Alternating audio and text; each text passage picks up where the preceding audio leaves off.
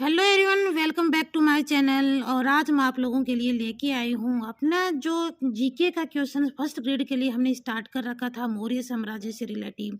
उसमें हमने चंद्रगुप्त पढ़ लिया था, उसका बेटा बिंदुसार पढ़ लिया था, और हम पढ़ रहे थे इस अशोक के जो जहाँ जहाँ से हमें उनके लेख के मिलते हैं, जहाँ जहाँ से हमें अशोक की जानकारी मिलती है, जिनमें से फर्स्ट हमने स्तूप पढ़े थे।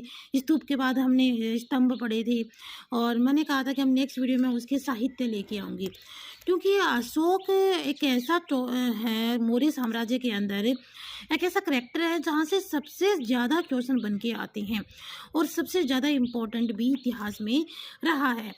तो इसमें जहाँ हमें सबसे इम्पोर्टेंट जो मिलता है साहित्य के अंदर, वो है हमारा ब्राह्मण साहित्य। मैंने आपको पहले भी कहा है कि जो मैंने नोट्स यहाँ पे क्रिएट किए हैं और मैं आप लोगों को जो सर्व कर रही हूँ, वो बहुत ही इम्पोर्टेंट है, बहुत ही मतलब अलग अलग तरह से और अलग अलग जगहों से चूज किए हुए हैं। मैंने इनको काफ़ी मेहनत करने के बाद इनको अपना एक नोट्स का कलेक्शन बनाया है, जो आप लोगों के लिए मैं लेके आई हूँ। तो मेरा यही मानना है कि जब अगर आप इनको पढ़ रहे हो, तो आप इन नोट्स को अपने हाथों से क्रिएट करें, अपने नोट्स अपने तरीके से अपने पेज के ऊपर, ताकि जब कभी भी आपको फिर से ज़रूरत पड़े तो आप इनको रीड कर सको। तो रिवीजन हर चीज़ का ज़रूरी होता है कि हम किसी को पढ़ लिया और उसको फिर छोड़ दिया, ऐसे नहीं है, बिल्कुल भी नहीं है। उसको बार बार रीड करोगे तो आपके माइंड में वो एक स्थायित्व में रहेगा। तो आप इनको ऐसे नहीं है कि हमने रीड किया, यहाँ पे आपने देखा वीडियो और इसके बाद ख़त्म हो गई है। इनको आप अपने नोट्स बनाइए खुद, और फिर इसको बार बार रीड करिए। हर एक जो नोट्स बनता है उसको आप उनका रिवीजन करते रहा करें। चलो आके देखते हैं ब्राह्मण साहित्य। ब्राह्मण साहित्य में कौटिल्य का जो अर्थशास्त्र है वो बहुत इंपॉर्टेंट है, और यहाँ से काफ़ी बार क्वेश्चन बन के आ चुके हैं। तो ब्राह्मण साहित्य में जहाँ से हमें अशोक के बारे में पता चलता है, जो इन्फॉर्मेशन मिलती है, वो कौटिल्य का अर्थशास्त्र से इम्पोर्टेंट है। आपको पता है कि चंद्रगुप्त का जो ये रहा था महात्म्य, तो वहाँ से हमें इनके अर्थशास्त्र के बारे में पता चलता है। विशाखदत्त की मुद्रा राक्षस है, सोमदेव शमेंद्र की कथा चरित्र, सोमदेव की कथा चरित्र और शमेंद्र की वर्त कथा मंजरी। वर्त कथा मंजरी काफ़ी बार ये क्वेश्चन आए हुए हैं। मतलब वहाँ पे आप लोगों को जो राइटर जिनका लिखा हुआ है वो दे देंगे, और फिर उनके ये जो इनके थ्रू जो लिखा गया है, ये जो ग्रंथ है वो आपको दे देंगे कि इससे कौन सा ग्रंथ है, इस लेखक से रिलेटिव है, इससे रिलेटिव है, तो वो आपको बताना पड़ेगा। वो चीज़ आपको ध्यान में रखनी पड़ेगी। फिर देन है रतन गर्भ की विष्णु पुराण की टीका, रतन गर्भ की विष्णु पुराण की टीका और पंतजलि का महाभाष्य व 10 कुमार चरित्र। तो ये ब्राह्मण साहित्य में है, बहुत इंपॉर्टेंट है। हमने काफ़ी बार इसको हिस्ट्री में पढ़ा है, रीड किया है, पर ध्यान में रखना है कि अशोक के जो सबसे पहले हमें इंफॉर्मेशन मिलती है वो ब्राह्मण साहित्य में इन ग्रंथों से हमें मिलती है। देन इसके बाद जो टर्न आता है वो है बौद्ध साहित्य का। बौद्ध साहित्य में भी बहुत इंपॉर्टेंट है, ये भी ध्यान में रखना भाई। काफ़ी चुन चुन के लेके, मैं बार बार कह रही हूँ, चुन चुन के लेके आई हूँ, आपको ध्यान में रखना है। इसमें बौद्ध साहित्य में दीपवंश, महावंश, महावंश टीका, महाबोधि वंश, कंबोडियाई महावंश, मिलिंद पन्हो, दिव्य वदान एंड आर्ज मंजूश्री मूल कल्प, ये सारे ग्रंथ हैं जो बहुत ही इम्पोर्टेंट हैं। मैं बार बार कह रही हूँ आप लोगों को, इनको यहाँ से वीडियो सुनने के बाद आपको अपने नोट्स बना लेने हैं, क्योंकि यहाँ से क्वेश्चन बाहर नहीं जाएगा। फिर भी अगर आप इनके विद डिटेल पढ़ना चाहें, रीड करना चाहें, तो आप कर सकते हैं, बट ये सारा कंक्लूजन आपको बहुत काम आने वाला है। तो ये सारे जितने भी ग्रंथ हैं बौद्ध साहित्य से रिलेटिव, ये क्वेश्चन आए हुए हैं, इसीलिए बार बार मैं आप लोगों को इम्फेसिस कर रही हूँ कि यहाँ से क्वेश्चन पूछ लिया जाता है कि जो इनमें से बौद्ध साहित्य से रिलेटिव कौन सा ग्रंथ है, या फिर इन ग्रंथों को आपका नाम दे देंगे, कह देंगे कि कौन से साहित्य से रिलेटिव है। तो ब्राह्मण साहित्य है, बौद्ध साहित्य है, जैन साहित्य है, आदि मतलब समथिंग कुछ दे देंगे वहाँ पे जो ऑप्शन होगा। नेक्स्ट है जैन साहित्य। जैन साहित्य से हमें कहाँ से मिलती है, हेमचंद्र का परिशिष्ट पर्वन है, वहाँ से हमें इसके बारे में इंफॉर्मेशन मिलती है। रतन नंदी का भद्रबाहु चरित्र है, रतन नंदी का भद्रबाहु, हरिसेन का वर्ध कथा कोश, हरिसेन का वर्ध कथा कोश, जहाँ से हमें जैन साहित्य के ये ग्रंथ हैं, जहाँ पे हमें अशोक के बारे में पता चलता है। नेक्स्ट जो 4th नंबर पे आते हैं वो है अभिलेख। तो अभिलेख में रुद्रदामन का जूनागढ़ अभिलेख बहुत इंपॉर्टेंट है, ये काफ़ी बार आ चुका है। कि जो जूनागढ़ का अभिलेख है वो रुद्रदामन से के द्वारा रचित है। एंड देन रुद्रदामन के जूनागढ़ अभिलेख के बाद में श्रवणबेलगोला का जो अभिलेख है वो भी बहुत इंपॉर्टेंट, आपको पता है कर्नाटक में काफ़ी बार आता है ये। एंड मेरुचंद्र तथा मयूर की आहत मुद्राएं, मेरुचंद्र और मयूर की मुद्राएं हैं जिन्हें आहत मुद्राओं के नाम से जाना जाता है। तो वहाँ से भी हमें इनके बारे में पता चलता है। देखो, आप सोच रहे होंगे कि मैडम वीडियो डाल रही हैं तो मेरे पास कुछ ज़्यादा फैसिलिटी अवेलेबल नहीं है, बट जो भी है आपको इसी से काम चलाना पड़ेगा। लेकिन मैं इतनी श्योरिटी ज़रूर देती हूँ कि जो मेरे नोट्स बनाए हुए हैं, क्योंकि मैंने इनको जांचा है, परखा है, 2018 में मैंने इन्हीं से नोट्स बना के और मैंने दिए था एग्ज़ाम, तो जिसमें से मेरे 60 to 65 के समथिंग इसके क्वेश्चन जो मार्क्स हैं वो बने थे। तो बहुत यहाँ से बहुत सारे क्वेश्चन निकल के आए थे।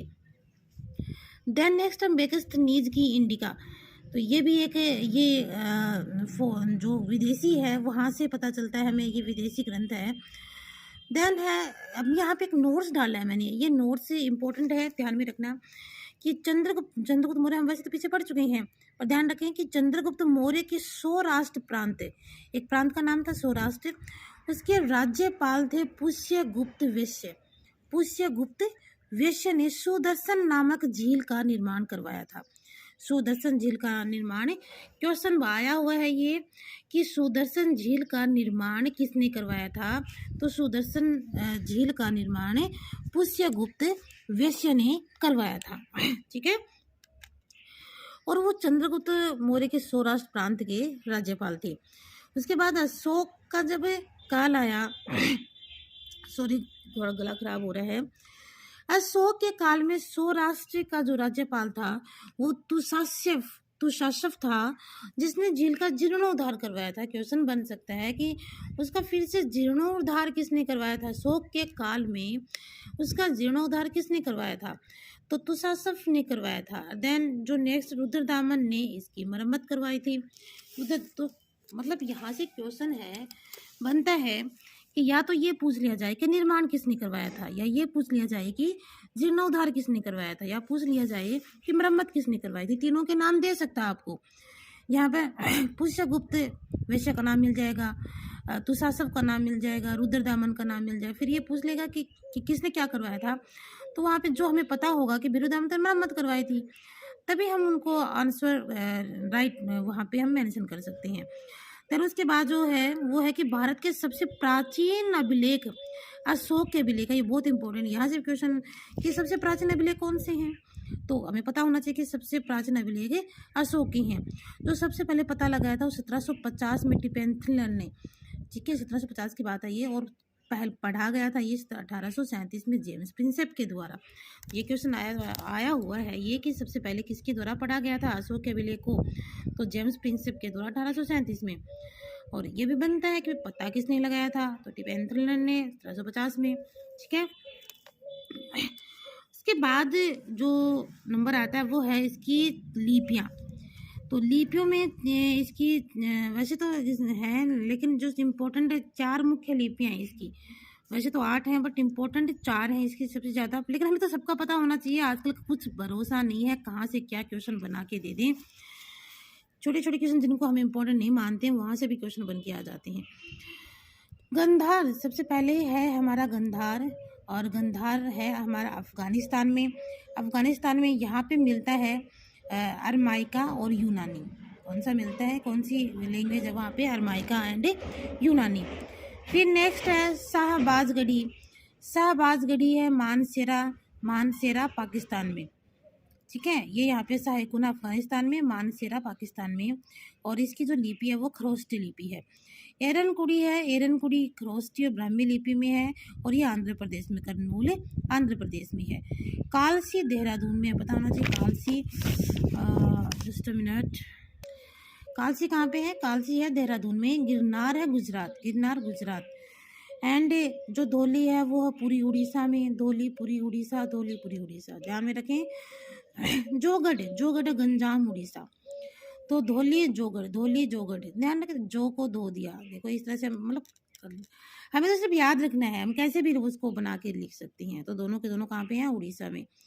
फिर है सोपास। सोपास आपको पता ही है कि थाना महाराष्ट्र में, महाराष्ट्र के अंदर थाना के अंदर है सोपास। तो ध्यान में रखना है कि गांधार कहाँ पे है, शाहबाजगढ़ी, एरनकुड़ी, कालसी, इनकी जगहों के नाम पूछ सकती हैं।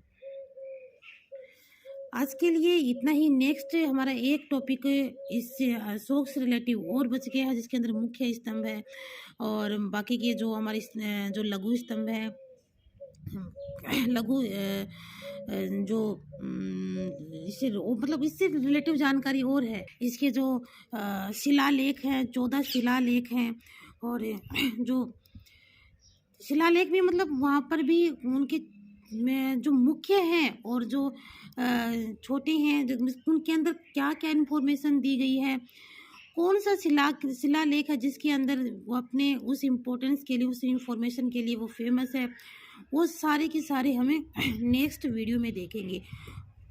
और उसके बाद हमारा जो मौर्य साम्राज्य वो फिनिश हो जाएगा और उसके बाद में इसके से जो एमसीक्यूज के जो क्वेश्चंस हैं, इससे जितना भी मैटर हमने मौर्य साम्राज्य से रिलेटिव पढ़ा है वो मैं लेके आऊँगी। अगर मेरा वीडियो आपके लिए थोड़ा सा भी यूज़फुल है, अगर आपको ये लगता है कि हाँ भाई लड़की ने मेहनत की है और हम तक ये पहुँचा रही है, तो एक लाइक तो ज़रूर बनता है। और चैनल और वीडियो को पूरा देखा करिए, मतलब स्टार्टिंग से लेके एंडिंग तक इन्फॉर्मेशन उसमें पूरी भरी हुई होती है।